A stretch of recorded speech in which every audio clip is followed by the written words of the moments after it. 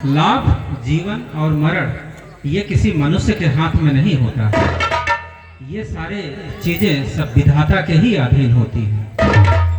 महाराज का यह निर्णय था अपने शरीर को त्यागते समय कि एक पुत्र उनका वन में रहेगा, दूसरा पुत्र राजा भरत ही होगा।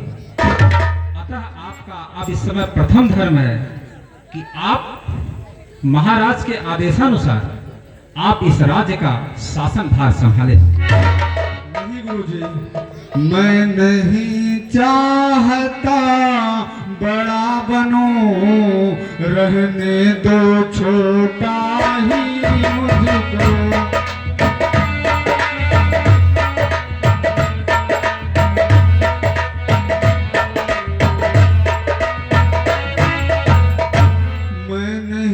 चाहता बड़ा बनूं, रहने दो छोटा ही मुझको। शासन कानून शासन मत दो, करने दो सेवा ही मुझको।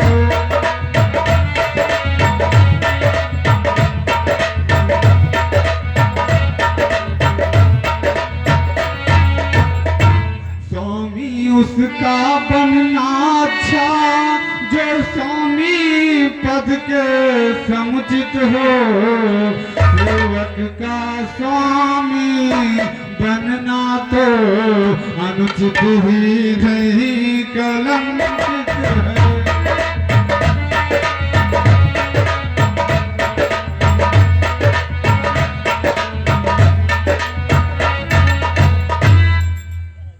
देखिए भरत, अब आपका ये प्रथम धर्म है कि अब आप राज्य को संभालें, परंतु अगर आप राज्य को नहीं संभालना चाहते हैं तो अब आप इसके लिए क्या करना चाहते हैं? प्रभु राम को मनाना चाहते हैं? हाँ गुरुदेव। और गुरुदेव, माता से जो भूल हुई है तो उसके लिए मैं सुधार करना चाहता हूँ, पर मैं माता की आज्ञा का उल्लंघन करता ही करूँ।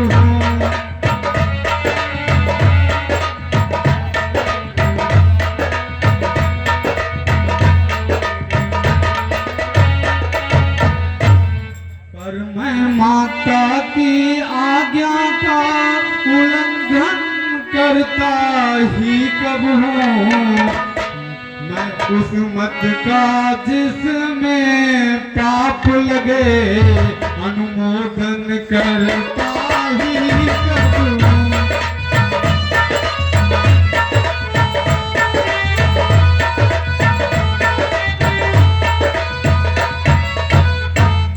मैं तो कहता हूँ भगवान, समुचित आचार करता हूँ मैं।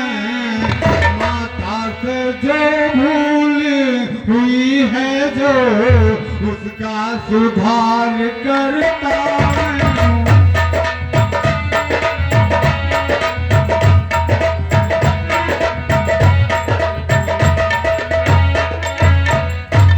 तुम धन्य हो भरत, मैं तुम्हारे सब विचारों को बड़े ध्यान पूर्वक सुनता हूँ और मैं भी यह चाहता हूँ कि अगर राम इस राज्य का शासन भार संभाले तो और ही अच्छा होगा।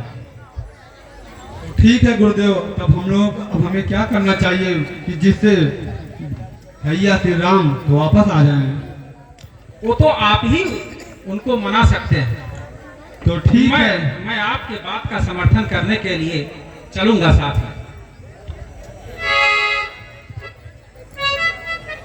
बेटा भरत, हाँ माते। देखो, मैंने ही राम को वन भेजा और मनाने चलूंगी मैं। आप लोग साथ चलिए, मैं खुद बेटा राम से कह के मनाकर उन्हें अयोध्या लाऊंगी।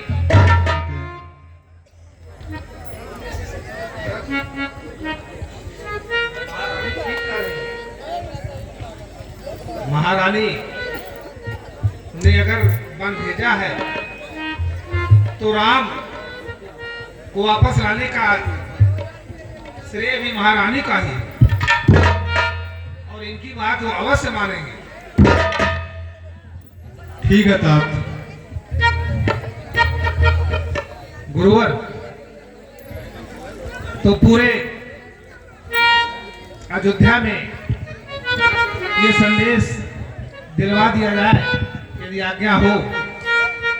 और भी जो लोग चलना चाह रहे हैं, कुछ प्रजाजन तैयार हैं, हो सकता है जब पूरे अयोध्या वासियों को देखेंगे तो उनका मोह बढ़ जाएगा और अवश्य ही वो वापस आ सकते हैं।